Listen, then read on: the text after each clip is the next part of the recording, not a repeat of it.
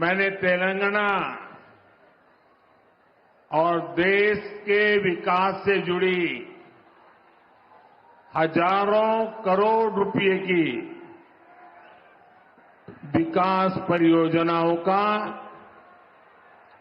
लोकार्पण और शिलान्यास किया है।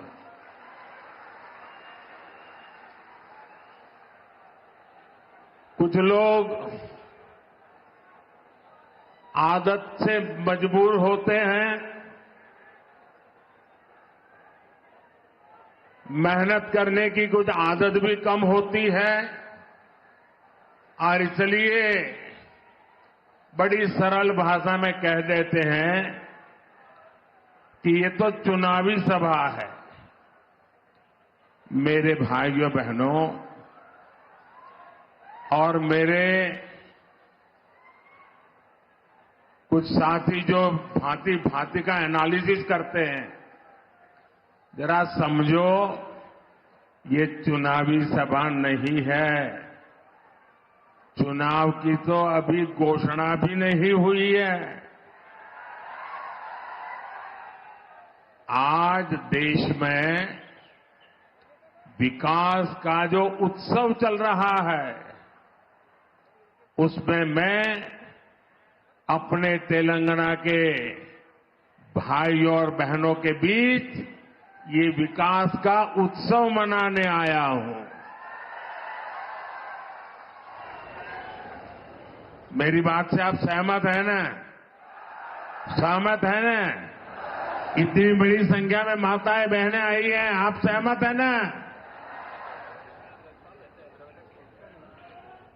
मैं हिंदी बोलूंगा तो चलेगा ना? क्योंकि मैं तेलुगु में भाषण नहीं कर सकता हूं, लेकिन ये आपका प्यार है कि आप मेरी बात सुनना भी चाहते हैं, समझने का प्रयास भी करते हैं और फिर भी इतना प्यार देते हैं, इतना आशीर्वाद देते हैं। मैं आपका बहुत आभारी हूं। साथियों, बीजेपी की केंद्र सरकार किस स्पीड से और कितने बड़े स्केल से विकास उत्सव मना रही है, ये बताने के लिए मैं आपको और देश को, और ये जो बार बार चुनाव लिखते हैं ना, उनको खास मैं 15 दिन का हिसाब देता हूं। दे दूं आपको? मेरा 15 दिन का हिसाब दे दूं? देखिए 15 दिन में क्या क्या हुआ। 15 दिन में 2 IIT, 1 IIIT DM, 3 IIM और 1 Indian institute of skills IIS, इसके कैंपस का लोकार्पण हुआ। 15 दिन में देश के अलग अलग राज्यों में 5 एम्स का लोकार्पण हुआ। 15 दिन में किसानों के लिए दुनिया की सबसे बड़ी स्टोरेज स्कीम शुरू हुई। 15 दिन में 18,000 कोऑपरेटिव्स के कंप्यूटराइजेशन के काम पर पूरा होने का लोकार्पण हुआ। 15 दिन में सिंदरी में देश के बड़े खाद कारखाने का लोकार्पण हुआ। 15 दिन में भारत के सबसे लंबे केबल आधारित ब्रिज का लोकार्पण हुआ है। 15 दिन में रेलवे से जुड़ी 2000 से अधिक परियोजनाओं का शिलान्यास और लोकार्पण हुआ। 15 दिन में ही ऑयल और गैस सेक्टर से जुड़े 1.5 लाख करोड़ रुपए से ज्यादा के प्रोजेक्ट देश को मिले हैं। 15 दिन में ही केजी बेसिन में फर्स्ट ऑयल का लोकार्पण हुआ है। वहां से निकले कच्चे तेल के पहले टैंकर को हरी झंडी दिखाई है। 15 दिन में ग्लोबल टेक्सटाइल इवेंट का उद्घाटन हुआ है। 15 दिन के ये काम आत्मनिर्भर भारत से विकसित भारत के निर्माण को और सशक्त कर रहे हैं। अब बताइए, ये विकास का उत्सव है कि नहीं है? ये लोगों के कल्याण का उत्सव है कि नहीं है? ये लोगों की भलाई का उत्सव है कि नहीं है? अरे चुनाव तो जब आएगा तब देखा जाएगा। मुझे तो देश को आगे बढ़ाना है। मैं सही बोल रहा हूं ना?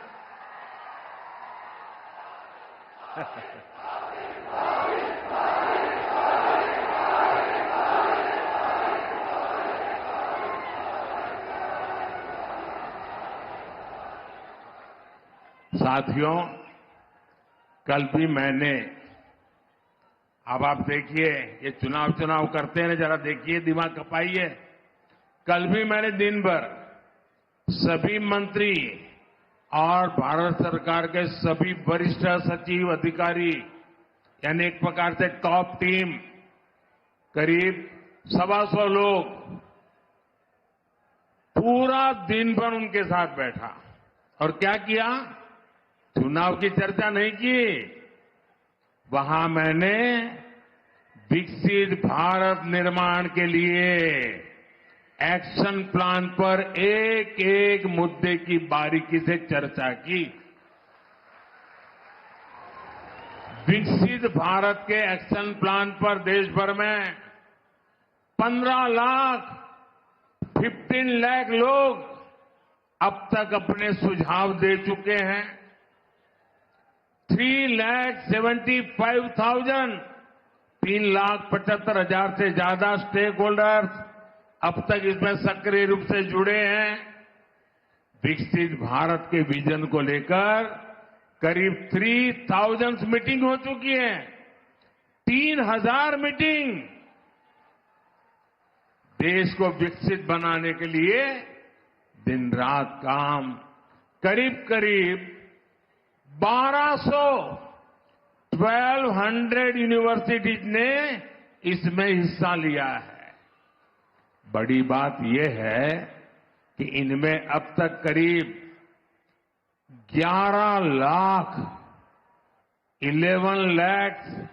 युवाओं ने हिस्सा लिया है, अपने मौलिक सुझाव दिए हैं, जो हमारे युवा विकसित भारत के सबसे बड़े निर्माता और सबसे बड़े लाभार्थी, ये हमारी बहुत बड़ी ताकत है। राष्ट्र के विकास के लिए भाजपा का यही कमिटमेंट है, जिसके कारण तेलंगाना के भी लोग पूरे जोश से कह रहे हैं। तेलंगाना के गांव से आवाज आ रही है। नौजवान भी बोल रहा है, बुजुर्ग भी बोल रहे हैं, महिलाएं भी बोल रही हैं, शहर वाले भी बोल रहे हैं, किसान भी बोल रहा है, मजदूर भी बोल रहा है। अब की बार 400 पार। अब की बार 4 వందలు తట్టాలి। बीजेपी ఓటు వేయాలి। साथियों, ये धरती रामजी गोंड और कोमाराम भीम जैसी महान विभूतियों की धरती है। आजादी के इतने दशकों तक तेलंगाना की इस धरती ने, उन्होंने जो योगदान दिया, उस योगदान को कभी सम्मान नहीं दिया गया। 2014 के बाद बीजेपी की केंद्र में सरकार ने तेलंगाना के विकास को, आदिवासी समाज के सम्मान को इतना महत्व दिया। आप मुझे बताइए, क्या बीजेपी सरकार आने से पहले कोई कल्पना कर सकता था कि एक आदिवासी महिला देश की राष्ट्रपति बनेगी? कोई कल्पना कर सकता था? पहले कभी लगता था कि ऐसा हो सकता है? क्या कोई कल्पना कर सकता था कि भगवान बिरसा मुंडा के जन्मदिन को राष्ट्रीय पर्व के रूप में मनाया जाएगा? आदिवासियों के विकास के लिए देश में अलग मंत्रालय बनाने का काम बीजेपी सरकार ने ही किया था। आजादी की लड़ाई में जनजातीय समाज के योगदान को समर्पित म्यूजियम बनाए जा रहे हैं। ये काम भी केंद्र की बीजेपी सरकार ने शुरू किया है। हैदराबाद में जो म्यूजियम बन रहा है, हमने उसका नाम रामजी गोंड के नाम पर रखा है। साथियों, आदिवासी समाज को सम्मान मिले, ये परिवारवादी पार्टियों को बर्दाश्त नहीं हो सकता। हमने जनजातीय समाज के लिए जब भी फैसले किए, इन्होंने उन फैसलों का विरोध करने का कोई मौका नहीं छोड़ा है। साथियों, बीजेपी आदिवासी कल्याण को, आदिवासी गौरव को सर्वोच्च प्राथमिकता देते हुए काम कर रही है। आदिवासी समाज में भी जो लोग अति पिछड़े हैं, जो अब तक विकास से वंचित हैं, उनके लिए बीजेपी सरकार ने पीएम जनमन योजना शुरू की। इस योजना पर 24,000 करोड़ रुपए से ज्यादा खर्च किए जाएंगे। इसका लाभ हमारे तेलंगाना के भी चेंचू, कोलम, कोंडारेड्डी, थोटी, ऐसी छोटी छोटी जो आदिवासी समाज की जातियां हैं, दूर दूर है, ये इनके लिए लाभ मिलने वाला काम है। तेलंगाना को Sammakka Sarakka central tribal university स्थापित की जा रही है। साथियों, आज पूरे देश में मोदी की गारंटी, इसकी बहुत चर्चा है। यहां तेलंगाना के लोगों का सपना था कि टर्मरिक बोर्ड बने, था कि नहीं था? तेलंगाना के किसानों के लिए टर्मरिक बोर्ड अब एक सच्चाई बन चुका है कि नहीं चुका है? बन गया ना? मैंने कहा था कपास के किसानों की हर तरह से मदद करेंगे। बीजेपी सरकार ने कपास की एमएसपी में रिकॉर्ड वृद्धि की है। आज देश में 7 मेगा टेक्सटाइल पार्क बन रहे हैं। उनमें से एक मेगा पार्क तेलंगाना में बन रहा है। इसलिए लोग कहते हैं कि मोदी की गारंटी यानी गारंटी पूरी होने की गारंटी। మోదీ గ్యారంటీ అంటే గ్యారంటీగా పూర్తి అయ్యే గ్యారంటీ। साथियों, तेलंगाना के लोग ये जान चुके हैं कि परिवारवादी पार्टियों के चेहरे अलग हो सकते हैं, लेकिन चरित्र एक ही होता है। और ये चरित्र क्या है? 2 पक्की चीजें हैं उनके चरित्र में। एक झूठ, दूसरा लूट। तेलंगाना में जैसे टीआरएस के बीआरएस बनने से कुछ नहीं बदला था, वैसे ही बीआरएस की जगह कांग्रेस से आने से कुछ नहीं बदलने वाला, क्योंकि एक ही चट्टे बट्टे के लोग हैं ये। बीआरएस ने अपनी सरकार में कालेश्वरम प्रोजेक्ट जैसे घोटाले किए। कांग्रेस की सरकार उस पर कार्रवाई करने के बजाय फाइलों को दबाकर बैठ गई। तुम भी भले हम भी भले, तुमने खाया मैं खाऊंगा, यही करते हैं। साथियों, भ्रष्टाचार, परिवारवाद और तुष्टीकरण में आकंठ डूबे इंडी गठबंधन के नेता बौखलाते जा रहे हैं। अब इन्होंने 2024 के चुनाव का अपना असली घोषणा पत्र निकाला है।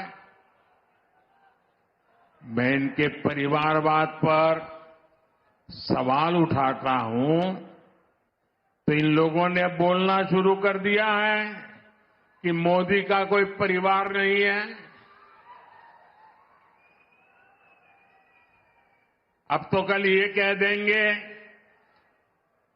कि तुम कभी जेल में तुझे सजा नहीं हुई इसलिए तुम राजनीति में नहीं आ सकते, ये भी कह देंगे। तेलंगाना के मेरे भाइयों बहनों, मेरा जीवन खुली किताब जैसा है।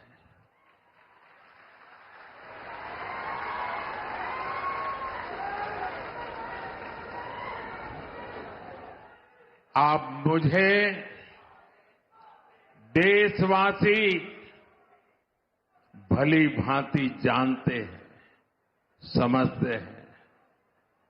मेरी पल पल की खबर देश रखता है और कभी मैं रात देर तक जब काम करता हूं और खबर बाहर निकल जाती है तो देश से लाखों लोग मुझे लिखते हैं, बताते हैं कि इतना काम मत करिए, कुछ आराम करिए। ये प्यार भाइयों बहनों, एक सपना लेकर के बचपन में घर छोड़ा था और जब मैंने अपना घर छोड़ा एक सपना लेकर के चला था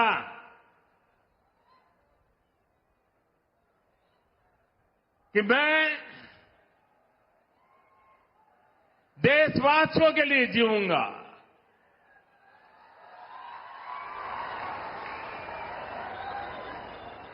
मेरा पल पल सिर्फ और सिर्फ आपके लिए होंगे। मेरा कोई निजी सपना नहीं होगा, आपके सपने, यही मेरा संकल्प होगा। और जिंदगी खपा दूंगा तो आपके सपनों को पूरा करने के लिए, आपके बच्चों के भविष्य को उज्जवल बनाने के लिए। और इसलिए देश के कोटि कोटि लोग मुझे अपना मानते हैं, अपने परिवार के सदस्य की तरह मुझे प्यार करते हैं। और इसलिए मैं कहता हूं 140 करोड़ देशवासी, यही मेरा परिवार है। ये नौजवान, यही मेरा परिवार है। आज देश की करोड़ों बेटियां, माताएं, बहनें, यही मोदी का परिवार है। आज देश का हर गरीब, ये मेरे परिवार है। आज देश के कोटि कोटि बच्चे, बुजुर्ग, ये मोदी का परिवार है। जिसका कोई नहीं है वो भी मोदी के हैं और मोदी उनका है।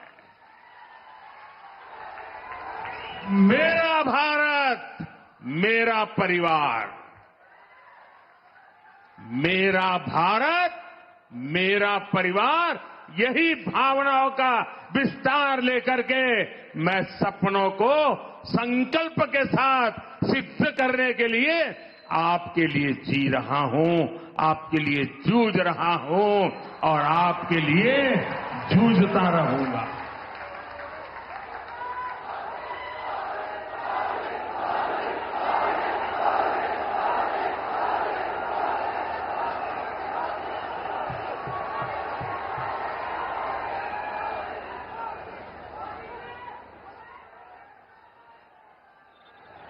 इसलिए आज पूरा देश एक सुर में कह रहा है, मैं हूं मोदी का परिवार, मैं हूं मोदी का परिवार, मैंने मोदी कुटुंबम।